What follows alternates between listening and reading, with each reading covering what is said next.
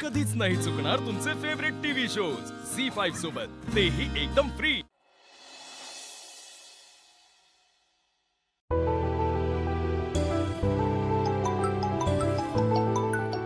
बाबा,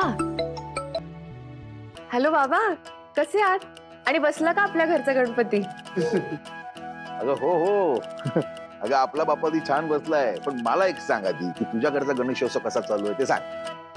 खूप छान चाललंय बाबा। आणि सॉरी, ते काल कॉल करायला विसरले। अहो इथे एवढी गडबड होती ना। अगं लीला ठीक आहे ग, मुलीना सासरी गेल्या ना की त्याने तिथंच रमायला हवं हा। एक मिनिट हा बाबा। नमस्कार वसंतराव, कसे आहात? कसं काय झालं गणपती? तुमच्या मुलीनं यावर्षी सजावट केली आहे बरं का?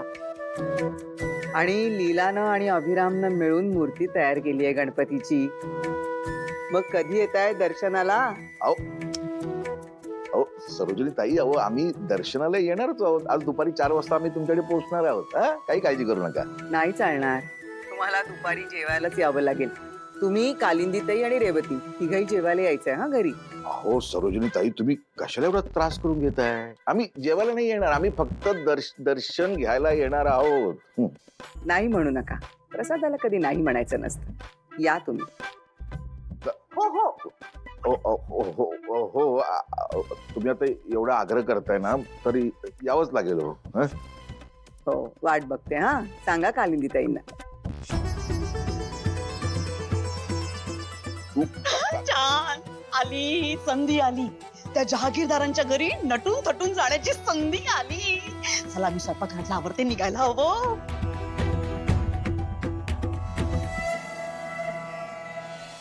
दुर्गा, हा आले।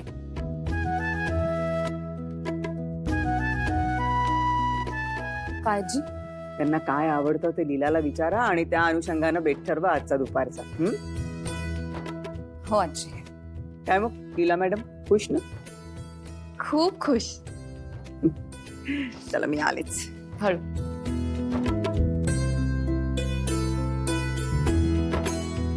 काय मग मॅडम, काय आवडतं तुमच्या घरच्यांना? सांगा आम्हाला, आम्ही बनवतो।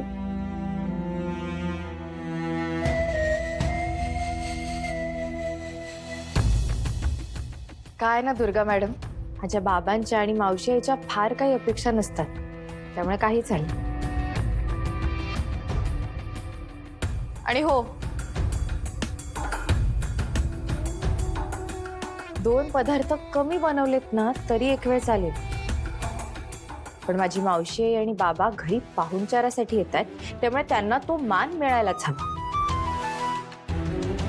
ह्या घरात अनेकदा त्यांचा अपमान झालाय, काही विसरले नाही मी।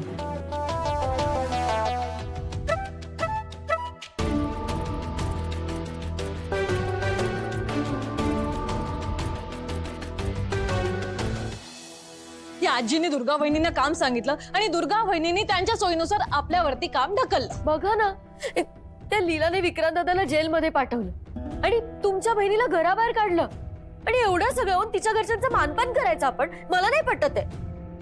माझ्या बहिणीला नुसतं घराबाहेर नाही काढलं, मलाच तिच्या हाताला धरून घराबाहेर काढायला लावलं।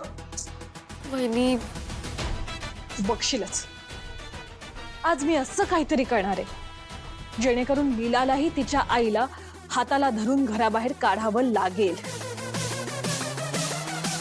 असं काय करणार आहात तुम्ही? बघशीलच तू।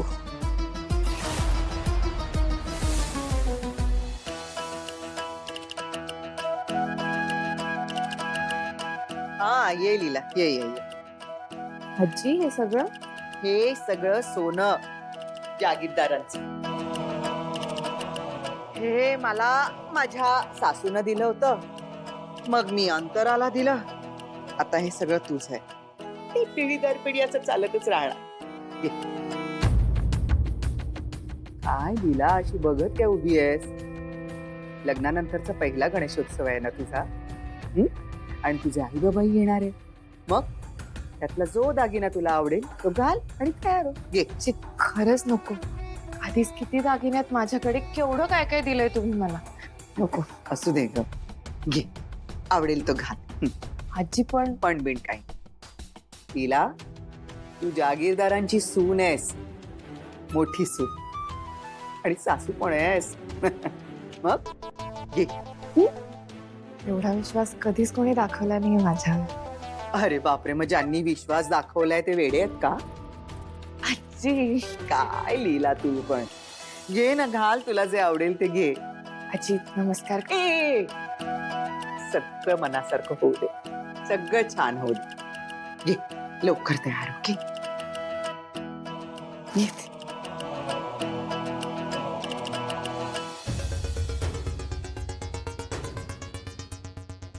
स्वरूप बघितलंस का? लग्न कसं झालं ग? वहिनी चुकून झालं. आणि मिळतंय काय? केवढी ती श्रीमंती, केवढा तो पैसा, ऐश्वर्य. कोणाचे दिवस कसे बदलतात ना. हो ना वहिनी, कशात काय नाही. आणि झालीये जहागीरदारांची सून. आणि सोनं बिनं घालून मिरवतीये. लाड सुरू येतो वहिनी, फक्त लाड. पण कितीही काही झालं ना तरी माणसाने एवढं हुरळून जाऊ नये. समोरच्याने कितीही लाड केले तरी स्वतःची लायकी काय आहे ही समजून वागावं. हे बरोबर बोललात तुम्ही बाई.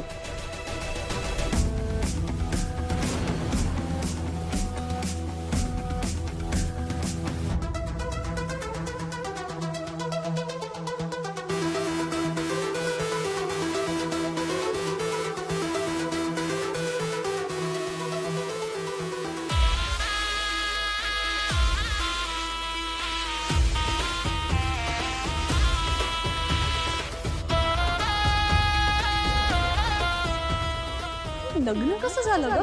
चुकून कोणाचे झालं. दिवस कसे आणि मिळतंय काय? केवढी ती श्रीमंती, केवढा तो पैसा, ऐश्वर्य. कोणाचे दिवस कसे बदलतात ना. कसं झालं? कशात काय नाही. आणि झालीये जहागीरदारांची कसं झालं सून. ग? आणि चुकून सोनं झालं. बिनं घालून मिरवतीये.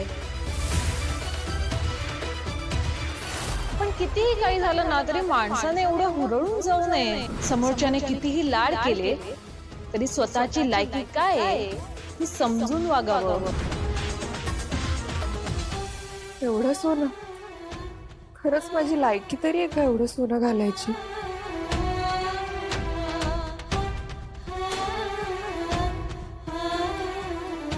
आई तू आता इथे असतीस तर काय चूक काय बरोबर सांगितलं तरी असतंस मला.